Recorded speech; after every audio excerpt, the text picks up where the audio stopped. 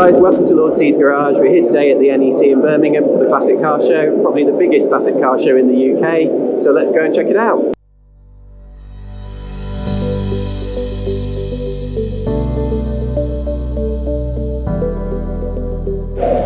Literally walk in and straight ahead of us is this one here, and Ben goes, look at the amazing colour of this Aston. Great looking car, and properly as Aston you can get in terms of colour scheme. Again, slightly cheaper car, but the finish on this Mini is just absolutely impeccable.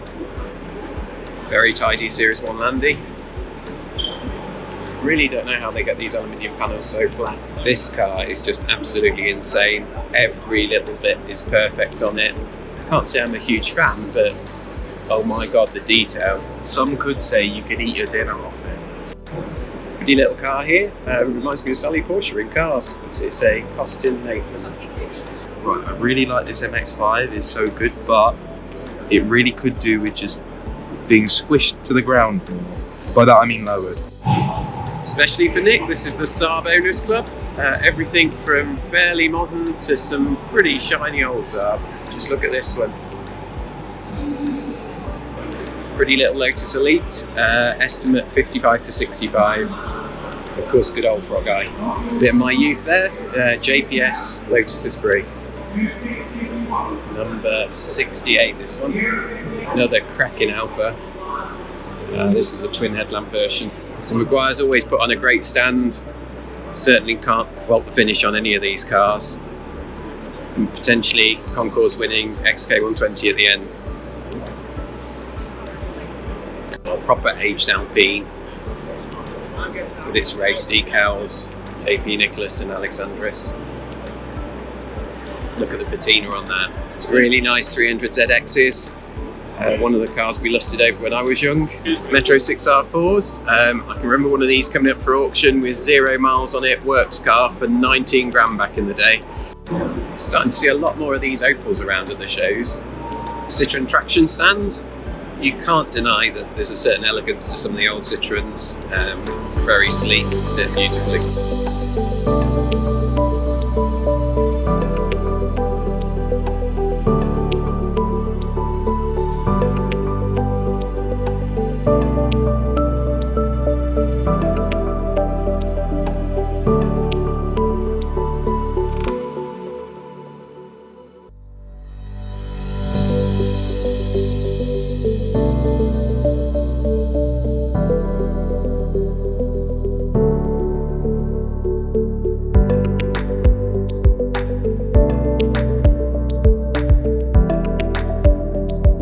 We're in Iconic Auctions. Some lovely cars in here. Just going to wander around. Beautiful little Alpha here.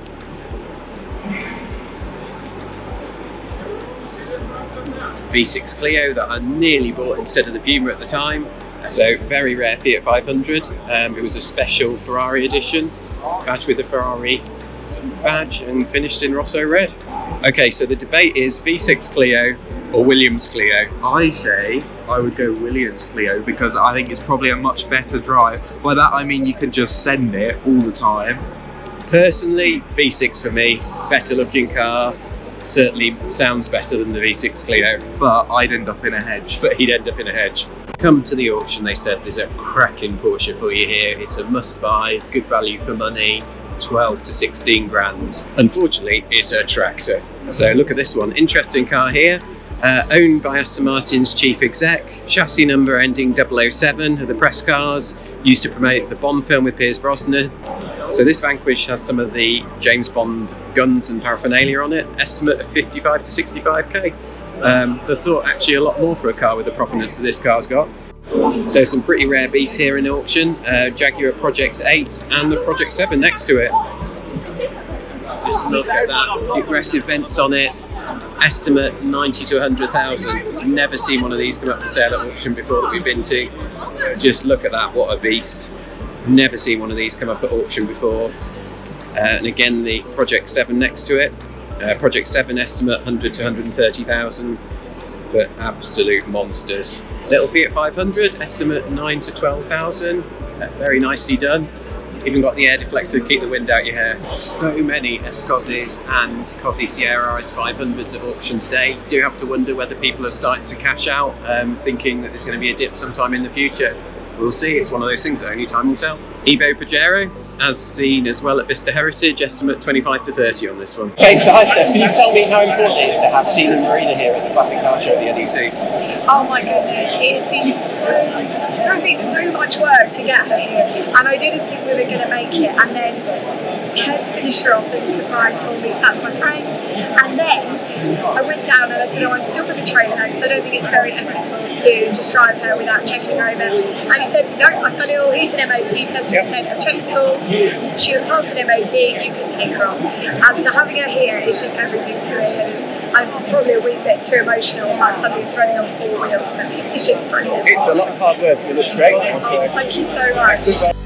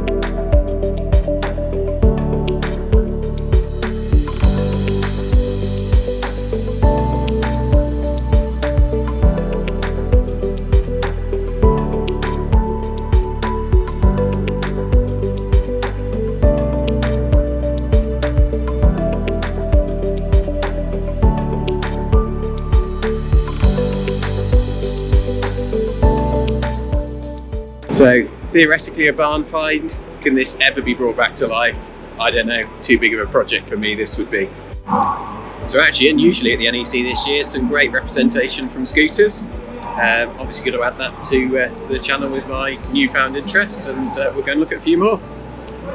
Here we are at the awfully pleasant Scooter Society. Nice little LD there. Really nice scooters. LD work in progress at the moment. So a few more Alambrettas, including some very blingy ones with mirrors and metal plate paint. Here we go, Alambretta D. Obviously the L in LD stood for luxury, which meant it had bigger fairings and covered an engine, which also meant they had to add some intake cowling on the side of it to get air to cool the engine down. Just a little bit on the Singer Owners Club stand. Only one vintage car here this year, a lot of Vogues, Gazelles and things like that.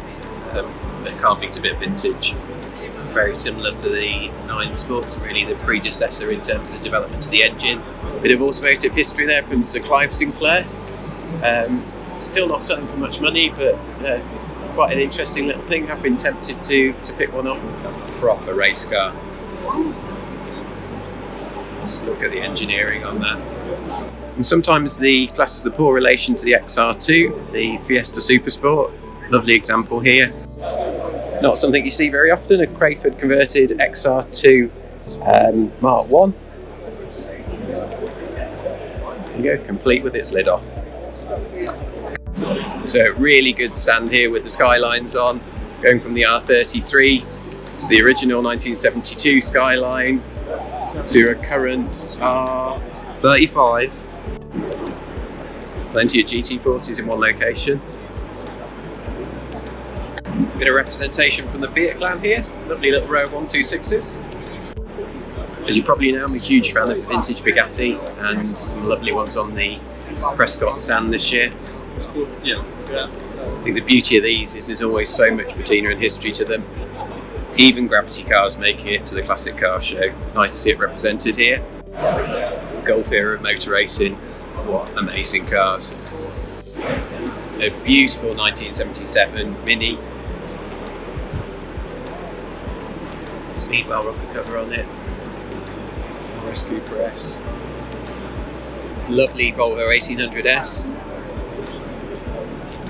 Nice to see the Lupos now making a presence at the Classic Car Show. And as usual, brilliantly prepared V-dubs. Bit of a theme, always pick up on an NSX. Two lovely examples here. Pride of ownership this year, really nice modified Hillman Imp. Flared arches, split rimmed alloys, some nice mods internally, and a very nicely presented engine. Looks like it might be on bike carbs. And just look at how pretty this Citroen DS is. Very nice looking car. So some beautiful cars on the TR register, but then there's this TR prototype. Amazing looking thing. Picking up on some of the old Triumph heritage in its styling. XK120 coupe. Interesting cam covers with Jaguar Z-Type on it. I remember these racing in touring car at the time, and really the motorsport heritage of the Cosworth Sierra